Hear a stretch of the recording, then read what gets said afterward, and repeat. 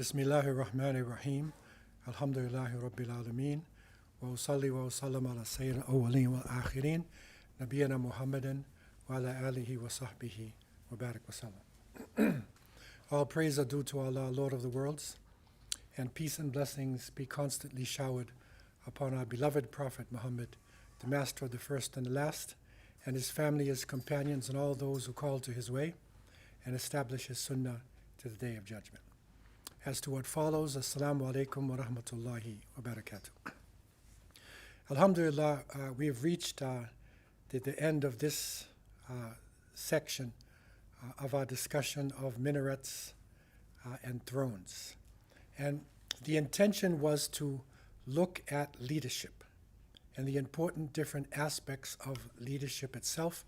And we recognize that the two great divisions within leadership was the scholars, who are the spiritual leaders, in a sense, and those who are dealing with the revelation, those who are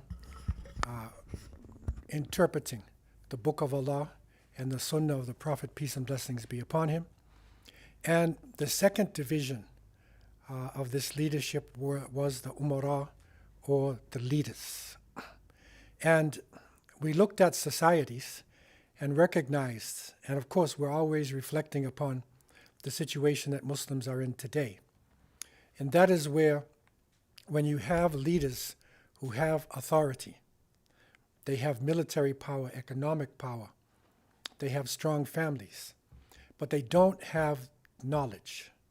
They don't have a way to understand the revelation and to put it into practice. So anything can happen. And in many cases, unfortunately, even in the lands of Islam, the rulers become tyrants. On the other hand, are the scholars. And you may have cases where there are scholars who have knowledge and they are teaching, but they have no authority. And so their teachings, in many cases, are not followed. Sometimes they are jailed. Sometimes they are disrespected. And so when the knowledge and authority combine themselves, then we see that historically Muslims have been able to reach the heights. And the Prophet ﷺ said in authentic hadith, Al-Mu'min al-Qawi khayrun wa ahabbu ila Allah min al-Mu'min al-Da'if wa fi kullin khayr. So the strong believer, Al-Mu'min al-Qawi, the strong believer, is better and more beloved by Allah than the weak believer. But there's good in both. So strength is important for us in this world, because shaitan is real and the forces of evil are real. And Islam needs to be backed up with an earthly authority to be able to develop it between human beings. Ultimately, Allah Azza wa Jal is the power. And so ultimately his will come to pass, whatever happens. But in our limited world, this is where we need that combination.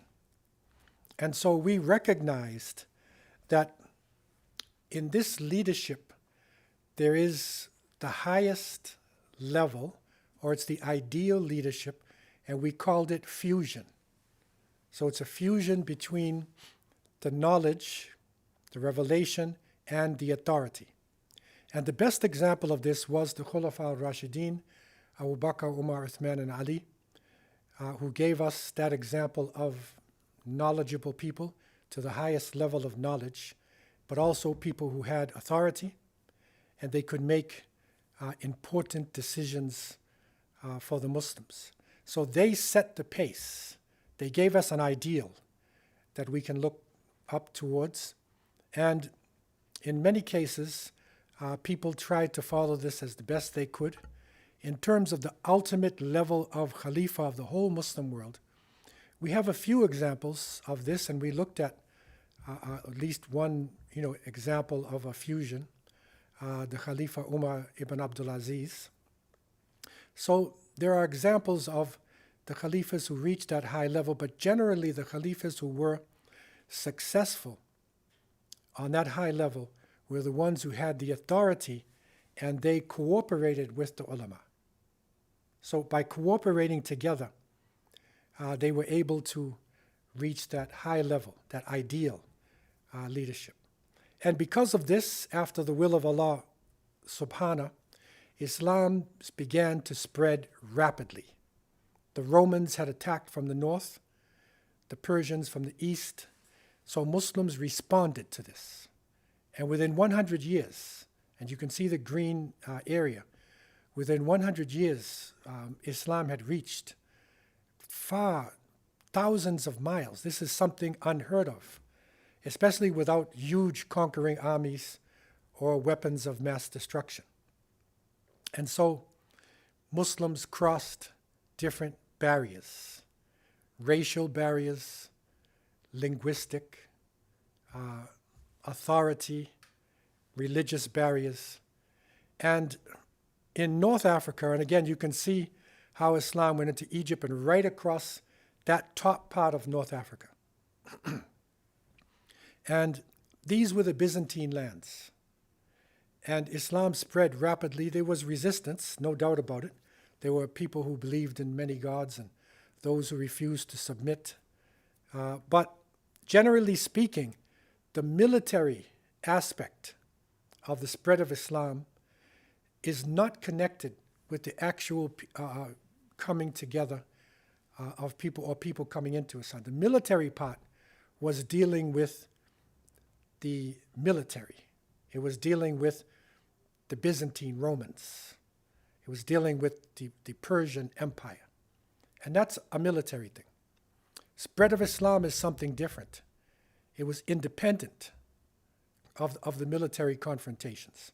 And so it was spread by scholars, merchants, people who traveled and interacted, showing a good example. And so it began to spread across North Africa. And this was rapid, alhamdulillah, up until today. And this is one of the proofs that it couldn't have been spread by force, that up until today, over 90% of the people right across North Africa are Muslims. So if this was by force, like what the Mongols did, people would not stay inside of this way of life. Think about the Mongol Empire, which was one of the largest empires that ever existed. And we looked at this, in one of our classes. Where's Mongolia today? Most people don't even know where it is on the map. So it's way up in northeast Asia, and you don't hear much about Mongolia today in any way. Although it was one of the greatest empires in terms of land and power that ever existed. Okay, so this is the difference now with the spread of Islam. And the center of Islam, the capital of Islam in North Africa was a place called Qayrawan. Qayrawan. Now these places are not so well known by people who come from the Middle East or who come from Asia. You may not be familiar with what happened in North Africa. And going back to the spread, so it's where Tunisia is, the tip where, if you can see Tunis and Tunisia, and then you'll see just below Sicily, you'll see Qayrawan. That was the capital of Islam, the western capital of Islam. And it is there that the Maliki school of thought, the teachings of the great Imam Malik ibn Anas, rahimahullah, his teachings were codified by Sahnun and the great scholars there in Qayrawan. So this became the western capital. Now, what people don't realize, or maybe they just don't have information about, did Islam stop in North Africa? And I remember in the early years when I was reading about Islamic history and geography, the map stopped at North Africa, as though below North Africa, there really wasn't much. It's like a desert, and there really wasn't much Islam. This is a major mistake that people made, and sometimes it was done on purpose by Orientalists who want to divide Muslims up. Okay? The reality is that in North Africa, they recognized that below the Sahara Desert on the Niger River, in this area were gold mines, the most active gold mines in the world at the time were there.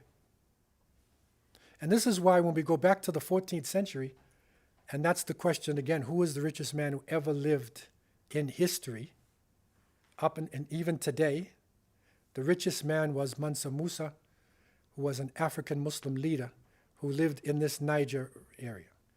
Because for pound, they had more gold than anybody who ever had gold before. Okay, so to get to the gold, to bring it across the desert, it's like an ocean of sand. So you got to go across the Sahara Desert, and then you reach West Africa. And so there were certain trade routes that people took. One of it is from Tripoli, Libya. You can see it going down. And it ended in a place called Kanem Bornu.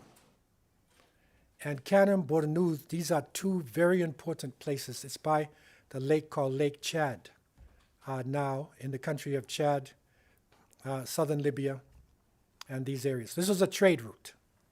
Okay, so you can go from Tripoli down into Kanem Bornu.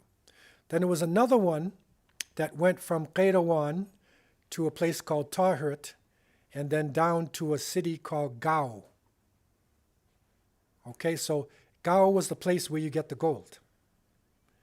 And the Berbers, Amazigh, who would cross the desert, they would generally bring salt. Now you would think, salt? What's the importance of salt? What is salt to us in our life? You put your salt on your food because you want it to taste good. But salt in those days was very crucial because how do you preserve meat? They did not have refrigerators. So salt is a preservative. Salt also has medicinal qualities. So they would literally cut the salt in blocks and carry it on camels along with some other goods. And they would cross the desert, because you can cross a desert with salt. It's not going to melt. It's a block. Okay? And they would trade the gold for the salt. That's how valuable salt was at that time. The third trade route is coming from the city of Fez, which is now in Morocco, and it goes down to another city, Sijil Massa, which is an important city in Morocco, and then down into Ghana, the Empire of Ghana, in this region there. Okay, so these are your major three highways going across. And the Berbers and a group called the Sanhaja, they were the ones who were the most powerful in taking you across the desert. Okay, so now, not only gold and salt, but eventually what came across was knowledge. Because the Muslims were there in the north, and so therefore the scholars and the merchants who had the knowledge, they traveled also across. And so these cities, there was three of them in particular, and one of the famous Andalusia is Spain, right? Is called Al-Andalus. Andalusian geographer Abu Ubaid al-Bakri, he's a famous historian. So he wrote about three African Muslim empires.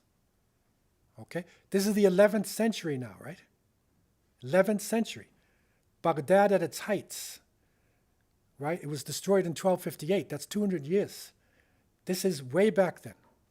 So there was the empire of Takror, which is circled, the empire of Gao, the other circle, and Ghana, which is in the middle. The word Ghana is not there, but it's all in the middle, that dark area in the middle. These are the three empires at that time. And this is a long discussion. But basically the merchants were carrying it across, carrying knowledge across. And these areas became known as Muslim areas, especially Takror. So Takror was the first major place, and they were the first West Africans who were making Hajj. Okay, that's back in the 11th century. That's a long time back. So they were making Hajj. They were going to North Africa. They were in touch with the knowledge, okay? And these cities became extremely important cities.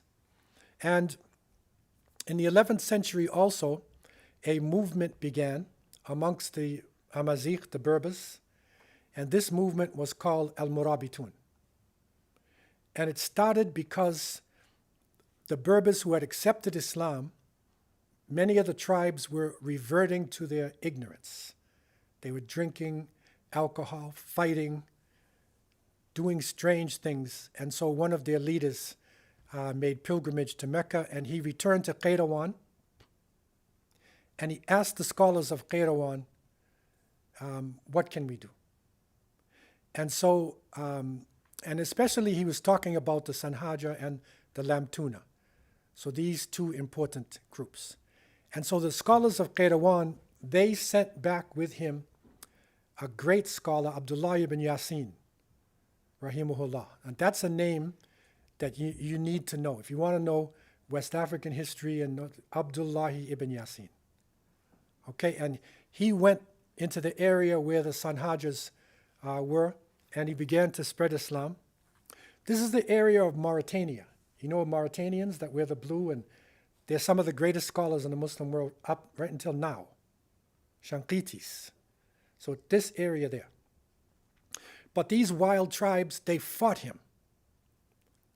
And he was about to be assassinated. And so his advisors told him, go back north to Morocco. And he said no. He heard that Islam was spreading in the south. Remember Takror and Ghana. So he went south. And he ended up on the river Senegal, which is close to the Niger River. And he only had a few followers with him. And he formed a camp, which they called Ribat. And a Ribat is like a tent, or it could be like a little village, a settlement. And he called a Ribat. And he trained the people in Arabic, Islamic studies, and they also trained in martial arts. They were warriors. And so they could spread Islam, and they could also defend themselves. So this group, because they stayed in the Ribat, they were known as Al-Murabitun. Al-Murabitun. Okay, so Murabit. That's somebody who, it also means somebody who defends the borders. They defend everybody else. It's Murabit. And this word comes into in the Quran in different places where it talks about Rabitu, that you should bind yourselves together. Okay?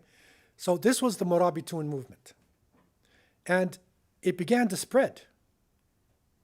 And suddenly he had 1,000 warriors with him, 1,000 people. And they were doing dawah to people, calling to the good and forbidding evil, teaching. And he was killed, made shaheed in one of the battles. And eventually the leadership was taken over by another person from the Amazigh. His name was Abu Bakr ibn Umar. And Abu Bakr made the capital of the Murabitun Marrakesh. They call it Marrakesh today. So if you go to Morocco today, this is one of the big cities in Morocco that you would visit. It's Marrakesh. And this minaret, it's Andalusian style, is the famous minaret there in Marrakesh. This was the capital of the Murabitun. Okay? And this is like in 20th century, but that's sort of like what the Murabitun looked like, right? So these were serious people. And their movement was they based themselves on Quran and Sunnah, and they had three things that they were really concerned with. Calling people to righteousness, that's called al-amru bil ma'ruf, wa nahy al-munkar, and stopping people from injustice and evil. Okay? Secondly, so the second one was repelling evil, and the third was forbidding any taxation not permitted by Sharia. The third one is economic. So they're concerned with taxes. Taxes is a big thing. Even in Ontario, they're fighting over taxes. So this movement was very serious movement. Okay, and they changed everything they came in touch with. And Abu Bakr ibn Umar he left Marrakesh and he went and he traveled all across. They say hundreds and thousands of people embraced Islam on his hands, and he went all the way across into Central Africa. So now you're talking about 11th century now that these things were happening there. Okay? So this is now how it looks, and Islam is now spreading. And the area in particular we're looking at, because that's a background for you, how Islam spread.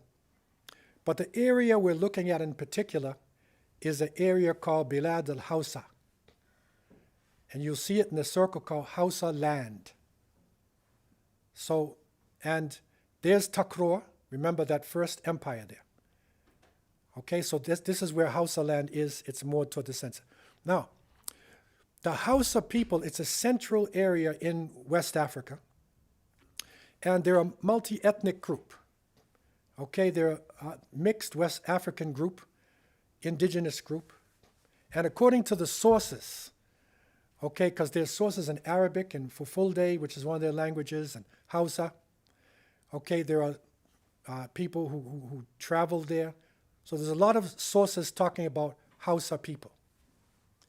So this is going to give us the basis of your scholar. Remember, we're talking about minarets, scholars, and power, right? So now, where does this scholar, this particular scholar, where does he come from? How did he come out? Okay, so in Hausaland, the traditional religion of the people, they believed in what is called Iskoki. The Iskoki were like spirits, and they believed these spirits were in everything, and especially in certain places. And you'll find spirit-based religions all over the world. They just call it by different names. Even within Islamic discussions, we have the jinn, right? We have jinn. Okay, so these demonic forces are called, they call Iskoki. And they believed that this Iska or Iskoki, they were in different places, especially in huge rocks. Now, when you're in West Africa, this is from Nigeria, you'll be traveling along in a savanna flat, and then there's a giant rock in the middle. It's like a mountain made of rock, and they believed that these spirits were dwelling inside these rocks. They also had trees called baobab. The baobab tree is big on the bottom, and it gets smaller as you go up to the top. And some of these baobab trees would be like twice the size of this room, like the base of the tree, right? So they believe that there's some spiritual power inside of this baobab tree. So that's their religion. It's like a spirit-based religion, and you sacrifice your animals to the spirits. The Arabs in the time of the Prophet ﷺ, they also had things like this. Lat and Uzza and whatnot. They believed that these demigods existed in certain places. So this is an international way of looking at things. Now, Islam, in terms of Hausaland, it came in around the 14th century. And this is with a group of people called the Wangara. And they are from another powerful group called Mande or Mandinka. People, they were great merchants from Mali. Mansa Musa was from these people. Remember the one with all the money, right? So they were good business people. And they traveled around, but they also carried knowledge. So they carried knowledge everywhere they went. And they reached a famous city in Hausaland called Kano. Kano, I'm teaching you West African history too, right? Kano is a very important city in today's Nigeria. Okay? And so by the 16th century, Islam was there, and there were certain teachings, but the problem was you had the traditional religion, and then you had Islam. So one religion believes in spirits and all things, dwelling in the trees, because they like these trees, right? Okay, and others believe in Allah. So it is reported that one scholar, Abdul Karim Al-Maghili, he came into an area, and the people accepted Islam, but they built the masjid by the tree. So during the day they prayed to Allah, and at night they went to the tree and they sacrificed the black chickens and everything. They do their sacrifice, right? It's their voodoo, their Shango, right? Obia, we call it, right? And so they would do their magic at night, and during the day they pray to Allah. So the scholar then said, okay. One night he got up, with his followers, and they cut down the tree. So when the next day when the people came out, there's no tree. So he said, now do you worship Allah or do you worship the tree? You see? That's a little bit harsh to do to people, right? It's kind of heavy, right? But he had to take this stand. And so Kano became the center of Islam in that area. I feel like he took a risk. He took a risk because he was brave, because that was like their god, man. Mm-hmm. It's like going to the Hindus and you're going to get Shiva or Vishnu and you're going to break that idol, right? Mm-hmm. So it's very important. The Prophet ﷺ, when he opened up Mecca, one of the things he did was he broke all the idols. You have to break the idols. You can't let it stay there. But it takes a lot of courage to do that. Okay? But what happened after his time, unfortunately, is that Islam was generally amongst the wealthy people, the rulers, and the wealthy people. And the masses of the people, they were Muslim by name, but they hadn't fully come into Islam. So it was that kind of situation, because they were a little bit away from the main areas, of Islam. And so the rulers now went to extremes. And the rulers put taxes on the people again. The Murabitun they put heavy taxes on the people. They ignored Islamic law. And they even used the word jizya, which is supposed to be for non-Muslims, on their own people. Okay? And the Islamic scholars they call malams were very weak-minded people, and they were the scholars that submitted to the rulers. And we saw about scholars like that before. Okay? And it reached the point where they incorporated their ancient beliefs into their Islam. So they said, instead of calling them Iskoki, then we will name the jinns, we'll give them names. Like the High Iska, which is the High Jinni, they called him Sarakin al-Jan, which means the leader of the jinns. And his minister, this is the jinns, right? He's called Waziri, right? And there's another one called Dan Musa. Dan means the son of. Dan Musa. And there's one jinni they call Malam al-Haji. He said he was a Haji, like he made Hajj. These are the jinns, because they were in these type of worships. Okay? And the king of Katsina, one of the areas, he even used the name Inna, and whatnot, like the mother of the earth. And, so they were out of control. Magic, all types of things were happening in this area. Okay? Women, generally in Hausaland, women played a powerful role. So they were very strong within these societies. And they would be especially assisting in farming and gathering and the homestead. But unfortunately, by the 18th century, women's status went down, to the point where some of the kings had 1,000 wives. That's an extreme, right? He had 1,000 wives. Okay, so they went totally out of control. And that was now in the 18th century now, what had happened in that land.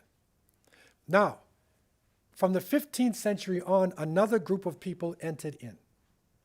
They came from the area of Takrur, right? And these people are called the Fulbe, or some people call Fulanis, or Fulla. Okay, and they were nomads.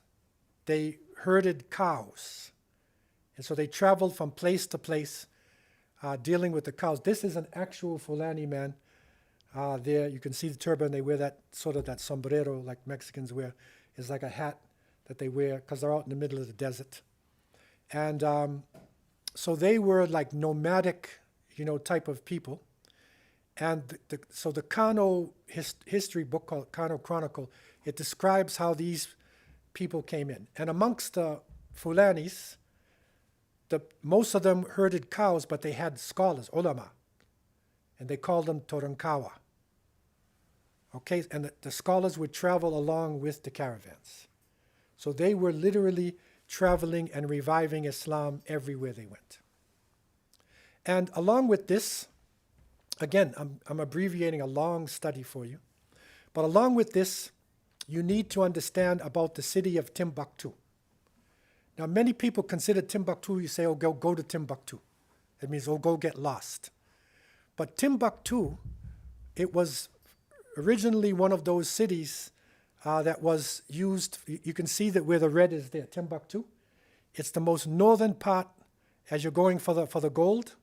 That would be one of the first places that you reach. So it was very rich in terms of gold, okay? But then the scholars went there. And it reached the point that by the 16th century, and again, this is what a lot of people don't understand about Islam in Africa. Because again, people don't think that African scholarship was that high, right? That's why I have to emphasize this. Okay? By the 16th century, in Timbuktu, in the Sankore University, there was 25,000 students. These are black African students. 150 Quran schools. Every single family in the city had Hafiz the Quran. Every man, woman, and child was literate in Arabic. They had another language as well, but they all could read and write Arabic. And it is said for like 200 to 300 years, no non-Muslim was allowed to enter the city of Timbuktu. Only a Muslim could enter that city. Okay, so this was a city of scholars, and they had a system of knowledge that they taught, which is called the Timbuktu system of knowledge. It's basically Maliki fiqh. So you know you have Hanbali and Hanafi and Shafi. This is Maliki. So it follows the Maliki school of thought. And so this is the background of Sh.Usman dan Fodiyo. They say Usman dan Fodiyo. Right? We would say in Arabic, Uthman ibn Fudi.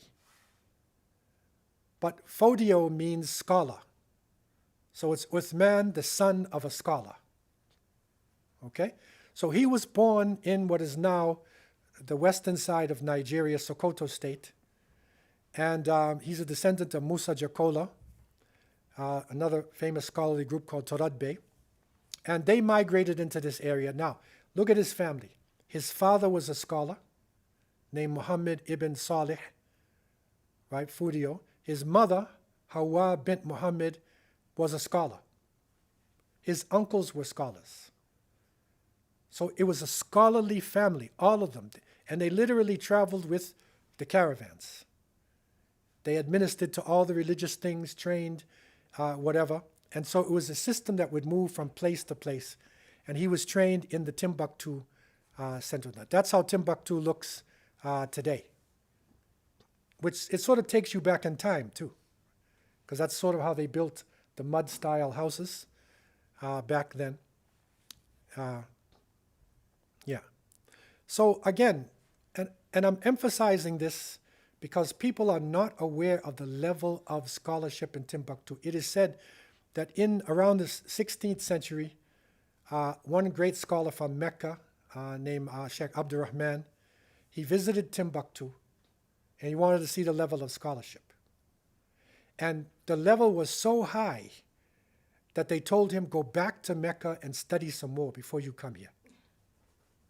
Because you don't have enough. And if you look at the Mauritanians today, the Shanakata, they memorize everything. Their children, their families, all of them, they've maintained this scholarship level on a high level, even though we've gone through so much changes. Again, to give you a little background, it's a long study. The Timbuktu system, they tafsir, hadith, fiqh, usul al-fiqh, of course. Then they give Arabic grammar, rhetoric, logic. They teach you aqidah. Then they teach you astronomy. Remember they teach you astronomy. And they teach you history. And they teach you mathematics. So it's not just a Quran school where you just study Quran and a little Arabic and that's it. No, you're going to learn math and some medicine they'll teach you. And also tasawwuf in some cases. If you're on a high level, they'll teach you spirituality. And that's some of the texts that are still existing today, how they actually look. Because there's thousands of these books up in Timbuktu up until today. So Sh.Usman dan Fodiyo, his background, again, to give you some idea of who he was, he learned, these are Maliki texts, Al-Ishrinat, Shaykh Abdurrahman ibn Hamada taught him Khulasa, that's Arabic grammar and syntax, right? He learned Maliki fiqh al-Muqtasa, right? And then he learned Tafsir of Karachi. So these are famous books that are known all across North Africa in the Maliki teachings. He was also influenced by Ahmed ibn Muhammad al-Amin, Tafsir, Hashim al-Zamfari, Ibn Raj al-Mudibbi in Sahih al-Bukhari. Also Shaykh Abdul Wahab Sha'arani. So he's a famous Egyptian, right? Jalaluddin Suyuti, famous Egyptian. Shaykh Abdul Karim al-Maghili, Algerian. Sidi Ahmed Zarruq, who's a famous Moroccan scholar. Imam al-Ghazali. Right, so these teachings influence him very much. And there's another famous scholar, Sidi Mukhtar al-Kunti from Timbuktu. Okay? Now, one of his special teachers was a person named Jibril ibn Umar. And he was from the people you call Tuaregs today. They're the ones where the men wear the veils, right? In the desert. Okay? And he lived in a city called Agadez, right, which is in Niger. So Sh.Usman studied with Jibril, Usul al-Fiqh, Arabic grammar, a number of things. And he said, if there can be said of me that which is a good report, I am a wave of the waves of Jibril. Like this is his teacher. Because this person gave him intellectual, moral, spiritual, ideological training, especially tajdeed, how to revive Islam. So by 20 years old, Sh.Usman had mastered the sciences by 20. And to such level that Jibril himself wanted to pledge allegiance to him. This is how heavy he was. Now, you know what's deep about Jibril ibn Umar? And this is something I found out in a study that I did. It shocked me, actually, that back then in the 18th century, in Medina, there was a great scholar called Sheikh Muhammad Hayat Sindhi. So Sindh is Pakistan, right? It's called the Sindh on the coast, right? So that's where he came. But he was a great scholar of Hadith in Medina at the time, famous. And he taught revivalism, how to revive Islam through the study using Hadith and authentic texts. So he taught the Mizjaji family. These are famous people. One of his students was Sheikh Muhammad ibn Abdul Wahab. Now, you know him from Arabia because he studied under Hindi, went back to what is now Saudi Arabia, and then he revived Islam there. Okay, so this is a revivalist movement in the 18th century. He also taught Sheikh Muhammad Murtada al-Zabidi, who is a Yemeni scholar. Okay, and they revived Islam. Shockingly enough, he also taught Shah Waliullah ad-Dahlawi. Now, Shah Waliullah ad-Dahlawi is one of the famous Indian scholars. He is one of the most famous revivalists in India. He also studied under Hayat Sindhi. So all of these people were studying and going back to their countries, Yemen, Saudi Arabia, India, Syria, and they were reviving Islam by authentic sources and through hadith. And Jibril ibn Umar was one of the students. And he was the teacher of Sh.Usman dan Fodiyo. See how the chain goes. Okay? So this is a revivalist movement. A revivalist movement. And it's a very deep study, but I want to show you the fusion, because we're looking at when knowledge comes together with power, what can actually happen. So the Shaykh began his teachings at 20, and he went into the field, and he started teaching people in the villages, cities, moving around all around Hausaland. He would lecture, not only in Arabic, he would lecture in the local languages as well. He addressed scholars, he addressed common people all throughout this area. So he did that for a number of years. Okay, so when he reached, after about 10 years or so, when he had so many followers, he had 1,000 students. So everywhere he went, 1,000 students followed him. So he would stop at a certain place, and it became like a university. Okay, so he was getting powerful. Now remember, powerful people with scholars, right? The kings, remember the corrupted kings, 1,000 wives, taxes, right? They're still around. And the scholar now is coming. So one of the kings of a place called Gobert, he invited the Shaykh, that's what they call the Shaykh, Sh.Usman. He invited the Shaykh to his palace. Right now, he was not a person who goes to palaces very much. The king invited him to a palace, and they had this weapon, a gun. And they actually pointed the gun toward the Shaykh, and it backfired and killed the person who pulled the trigger. And the Shaykh made hijrah. He left, and he made hijrah to a place called Gudu. And this is how they actually look. These are actually pictures of Nigerians today, keeping the traditions. And there, the people gathered around him, all of his students and followers, and they took a pledge to him as Amir al-Mu'mineen. They said, you are now the Amir. Fusion. Okay? You're not only the scholar now, but you are now our political leader as well.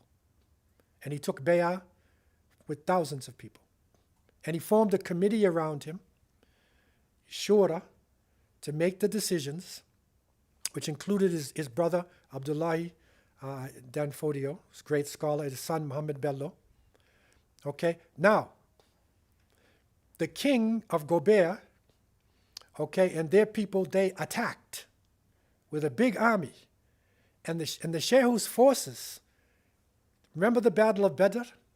Where the Prophet ﷺ, when the Quraysh came with 1,000 warriors, Muslims only had 313, right? They had 300 horses.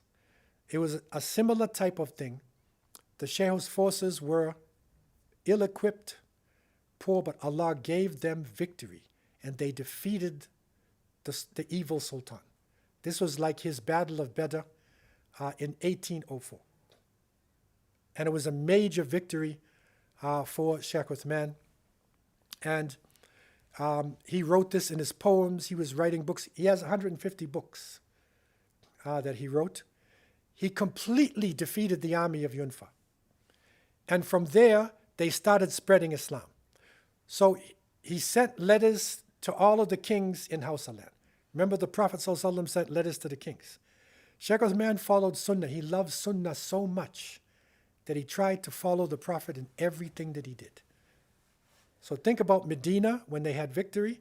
Then he sent letters to the kings. He sent letters. This is one of the letters. That's how they're writing. They preserved a lot of it today. And he wrote letters to the king, and he told them that the purpose of his jihad was not for money, it was not military, it was the victory of truth over falsehood. That's why he's fighting jihad. And it's also to revive the sunnah and to put down bid'ah. Bid'ah is innovations, right? And this is a shock for a lot of people who study the teachings of Ibn Taymiyyah and other one. They think all of this comes over there, right? But this is the revivalist movement all over the world, all over the Muslim world. So this is a form of the revivalist movement. And Sh.Usman's people were highly successful. And they liberated territories. They continued on all throughout Hausaland. Okay, and by 1810, now they went to the point where they opened up and controlled 250,000 square kilometers. That's a country, right? Most countries are not even this big. They controlled this area. So by 1810, the Shaykh moved to a place called Sifawa, and then he started to withdraw, and he's teaching people. He's training them, right? And then he withdrew. And by 1815, they consolidated the Khilafat. They had a Caliphate there. They consolidated their rule. So this is an amazing thing. Now, these are the 3 stages of his life. Okay? The beginning was where he was teaching usul, correcting bid'ah, confronting extremists. He actually educated and uplifted women. His daughter, Nana Asma, was a scholar. There was at least 48 women scholars amongst his people. He was also, and this is a deep study, but if you know African continent, there's a thing called FGM, which is female genital mutilation, circumcision. He outlawed female genital mutilation in the 18th century using Islamic sources.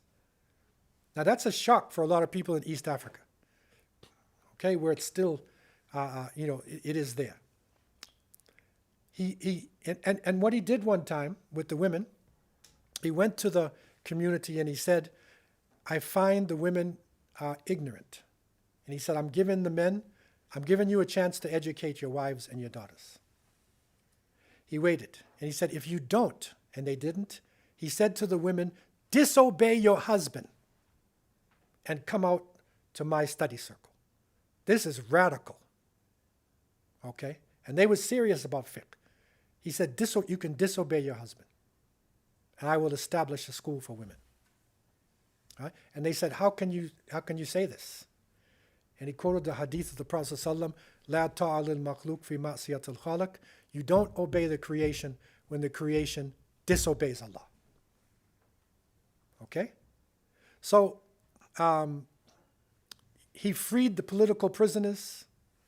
He lifted taxes. See, this is your fusion again, right?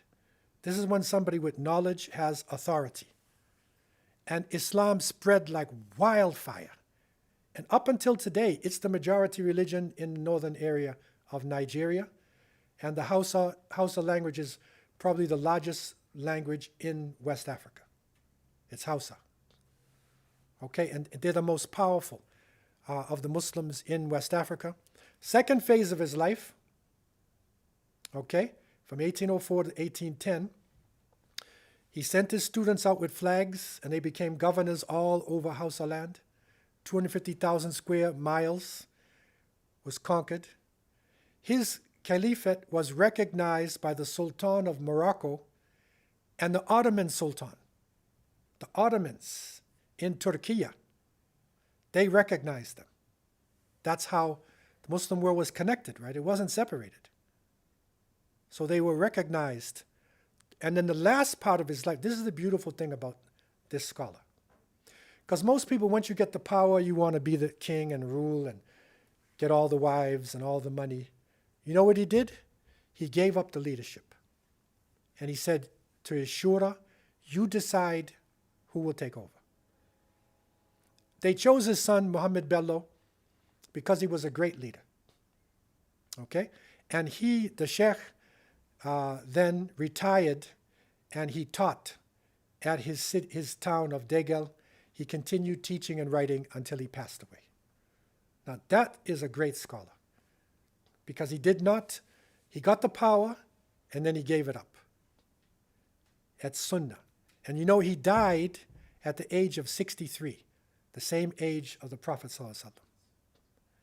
So he followed Sunnah, right to the core. And this is a great scholar.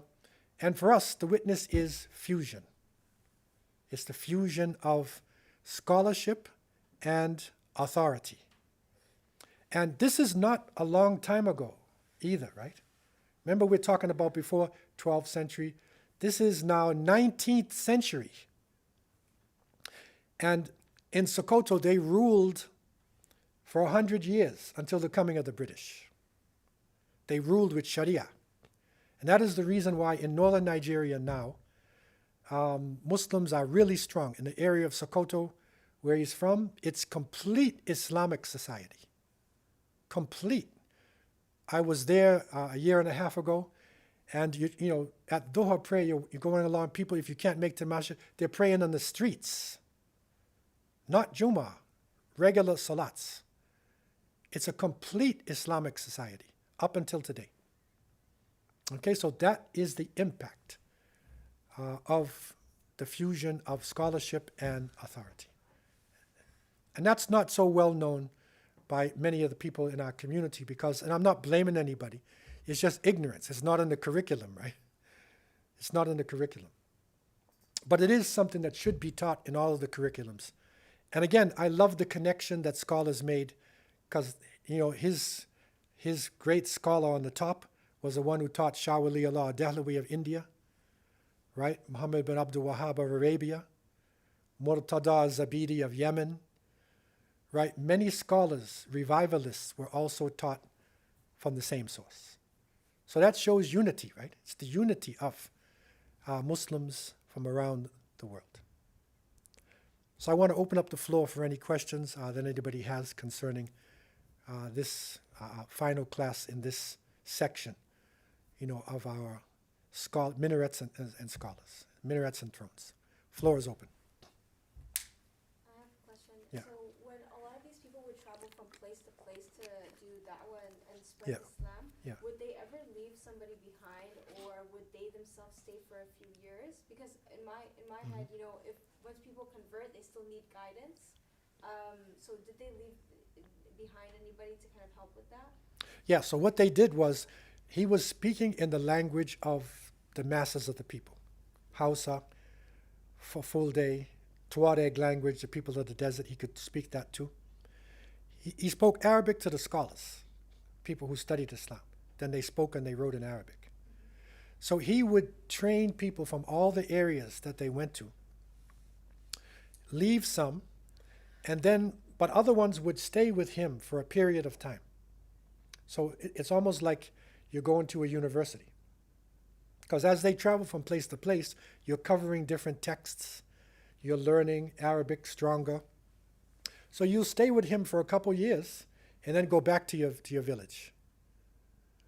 Right? And also but some people would get basic studies and go back, but he wanted people to really understand Islam. So you needed to stay with him for a period of time, and then you go back to your village, and you're now the leader. And they would communicate with each other by writing in Arabic. And what's surprising, what Nigerians have done, they have an archive where they actually have letters from different sections of the Caliphate preserved today. All the governors wrote in Arabic. And so they would write to the central Amir and discuss the problems and the issues and all the different things that they were doing. So this is really a high level of Islam. And what is beautiful about it is its completion. He made a completion. He not only did dawah, but he actually took over the territory and instituted Islam. You see, it's a completion. And you don't find that in many parts of the Muslim world. Like a completion that stayed so long like this and so clear. So his example is an excellent example that, you know, other people in other parts of the world should learn from. It's So- a very interesting story to learn the history of this. Because I've rarely heard like you mentioned how much history there is and how much scholarship there is that comes from different African regions outside of North Africa, and that it got to this level is really good. That's right. It's surprising. It's something that people are now opening up. That's one good thing about, you know, internet and, you know, social media. You know, people are, you know, realizing how much they can benefit from other parts of the world. You know, but this is one part that has been sort of kept away by the desert. And in North Africa, they know about it because Maliki. So within the Maliki lands, they know. But now these Mauritanian scholars especially, they were so powerful in their teachings that they actually started teaching in Cairo, in Arabia, all over the Muslim world. Sheikh Muhammad al-Hassan al-Didu they consider him to be one of the greatest scholars on earth today. Is a Mauritanian in terms of his knowledge. And if you ever listen to him give a lecture, you will not believe how he speaks. The only thing we have that talks like that is artificial intelligence. You got to have Chat GPT or some kind of thing like that. He's quoting a hadith and he will give you the chain 20 people before he says the hadith. And they're all in order. He's got like a photogenic memory, right? So this is the level of scholarship that they had there. Now, floor is open for any online. Any questions that came? Kairouan is in Morocco or Kairouan is in Tunisia. the university, Kairouan University is still famous to Islamic studies, and how does it differ from? Unfortunately, when the French took over that area, you know that the Islamic studies went down because Zaytuna College or University, also in Tunis, famous one. But now when you go there, I visited there myself, and you go there and it's just a building, and they have a madrasa and stuff, but it's not. Like the one in The French took over and secularized everything. Yeah, so it's not like other parts of the Muslim world. There's a sort of a revival going on, but it doesn't have the same. The masjid's still there, and but it's not the same as now. Not the same. Any questions online that we have? Assalamualaikum, Shaykh. Great class. And since we're at the last class, what are the key points that we should remember throughout the 12 sessions? So, some of the key issues that we need to remember, is that leadership should be balanced. It's a balance between the knowledge of the revelation and also the power on earth. Okay? And this is important for us today, that we either develop young people who have Islamic knowledge and they also have authority. They are, leaders. Or you can have strong leaders with authority and military power, economic, and then they work along with the scholars. So that's the second model. So you can work together. But the balance is needed in order for us to get this fusion where we get the full authority of Islam. And that's from the Sunnah, because when you look at the Meccan period and the Medina period, you see that the Medina period, completed. Salat came in, zakat, everything was revealed in Medina, and it became a way of life. And Umar ibn Khattab radiallahu anh, and his shura, they decided to make the beginning of the Islamic year after the Hijrah. So after the Hijrah, the migration, was when the Muslims had authority. See, they had revelation in Mecca, no authority. And when they had authority, then they implemented Islam, and that's when our real history began. That's why we use after the Hijrah, Hijri calendar, starting with once the migration was finished and consolidation of the power and authority. Now, Can you name any scholar who was the last one who had such qualities like the Islamic knowledge and leadership skills? It ended in Ottoman Empire, or is there anyone else? in the Ottoman Empire, Yeah, among the Ottoman leaders. there were scholars in the Ottoman times because the Ottomans were connected also with Syria. They had controlled North Africa. They controlled Cairo. They controlled Mecca and Medina. So all of the scholars during 600 years they ruled. So all of the scholars during that time period there, underneath Ottoman rule, would be underneath their rule. They were the caliphs. So it's a long period of time. Okay. The revivalist movement that you talked about and how it was something that was actually coming from different parts of the world at that time, was that something that, like this Sh.Usman dan Fodiyo, the Shaykh, was he Maliki though? He followed the Maliki school of thought? Yes, he was Maliki. And then so did around that same time, they said like the Ottoman Empire and the they recognized him in his caliphate. Did they also adopt the revivalist movement? Yeah, I mean, the Ottomans went through different phases because it's a long period of time. Within their time, you have sultans that revived Islam. You have ups and downs because 600 years, it's a long period of time. But one of the things about this revivalist movement, and Sh.Usman is famous for it, he was Maliki in fiqh, but he was not stuck with Maliki. So he would tell his followers, if you find something from the Shafi'is or the other school of thought that has proof, follow it. So they were not blind followers of the Maliki school. And that's really part of the revival of Islam.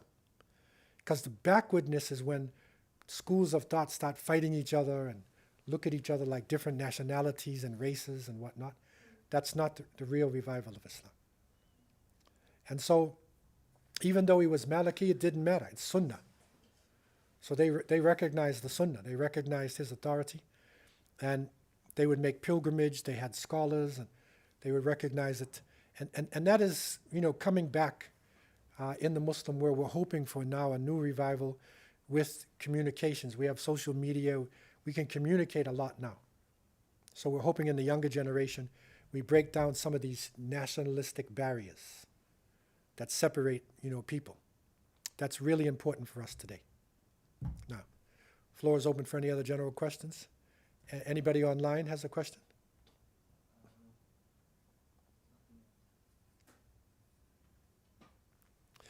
So this is our conclusion, and but inshallah, it's not the end, and we will be continuing back with other. There's a question there? Okay. So we see the current state of the Muslim leaders, and we learned all about the leaders of the past. How can we successfully understand the current leaders right now, compared to the leaders of the past? So what we have been reflecting upon all the way through is the fact that, what is happening today is that you have leaders who don't have knowledge, and they're not respecting the scholars. So therefore, it turns into a kingdom and sometimes a tyrants. Okay, so we need that balance to come back. And that is one of the changes that has to happen in the Muslim world, where the scholarship is respected. Either the leader is a scholar himself or works with the scholars. That is going to be crucial for the future. If we can't do it, then the younger generation needs to come up and bring that balance back. This is what we're looking for. So for more information, if you want to know more about Sh.Usman dan Fodiyo, my website is called hakimquick.com. HAKIMQUICK.com. That's my website. And there you can download courses on different topics. One of them is called African Sunrise. This is the one on Sh.Usman dan Fodiyo. Something of what we had tonight, but much more details. And there are others as well, other information there in books. You can also follow along, in Islam.ca. If you wanted to get these courses and go back more into it, if you go to Islam.ca, that's Islamic Institute of Toronto, you will also be able to get the previous parts of this course that have been taught, and other courses as well. In terms of Facebook, you go to public figure, Shaykh Abdullah Hakim Quick, public figure, SHAYKH, public figure, and you can follow along with what's going on. Also, Instagram, Abdullah.quick, Instagram is there as well. And inshallah, we will be having other programs that will be happening in this particular area. If you're in the Toronto area, we'll be having a program on the 15th on Islam in Spanish, in the Spanish world, from Andalusia to the Americas, here in Islamic Institute of Toronto. And then our courses will continue. And inshallah, in January, we will be back again, more than likely with another extension of the Minarets and Thrones dealing with revivalism. Okay, showing how it affects the revival of Islam, because that, again, that's another important topic. that we need to understand through scholarship how to revive Islam. Okay, so we'll probably be combining that together. That will be in January, and keep in touch for any information. Any knowledge you have gained in this course is from Allah subhanahu wa ta'ala. The mistakes are mine, and I ask Allah to forgive me. Subhanakallahumma bihamdika, nashhadu an la ilaha illa anta, nastaghfiruka wa natubu ilayk. Wa akhir da'wana, alhamdulillahi rabbil alameen. Wassalamu alaikum wa rahmatullahi wa barakatuh.